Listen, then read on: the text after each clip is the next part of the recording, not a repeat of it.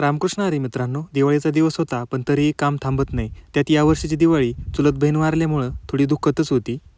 आज पण सकाळी लवकर रानात गेलो होतो. मोटर चालू केली होती आणि तेवढ्यातच पाईप निसटला. मग तो पाईप जोडून घेतला. 11 वाजेपर्यंत सगळं भरणं झालं आणि मी घरी गेलो. ढगाळ वातावरण होतं. घरी गेल्यानंतर जेवण केलं तोपर्यंतच खूप जोरात पाऊस सुरू झाला. खोराटातल्या कांद्याला खत टाकून आज पाणी द्यायचं होतं, पण पावसामुळे हा ताण वाचला. त्यानंतर पाऊस उघडल्यानंतर आम्ही त्याला जाऊन खत टाकलं आणि आज दिवाळी होती.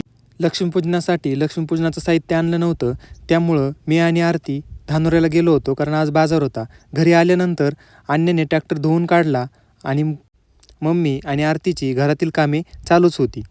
अद्वैत पप्पांसोबत खेळत होता आणि मी पण लगेच रानात आलो, कारण विहिरीवरील गणपतीची पूजा करायची होती. आल्यानंतर विहिरीवरील गणपतीची पूजा केली, दिवा लावला. त्यानंतर दिवाळीचा पहिला दिवा कांद्याला लावला आणि कांद्याची पूजा करून घेतली, कारण हाच कांदा आपली उद्याची खरी लक्ष्मी आहे. अन्याने दुपारीच गाड्या धुवून घेतल्या होत्या. नंतर गाड्यांची तसेच ट्रॅक्टरची पूजा करून घेतली होती. संध्याकाळ होतच आली होती. लक्ष्मीपूजनचा पण टाईम झाला होता. नंतर मग मी सगळी पूजा मांडून घेतली आणि लक्ष्मीपूजन करून घेतले. तेवढ्यातच पुन्हा पावसाचं वातावरण झालं आणि खूप जोरदार पाऊस सुरू झाला होता.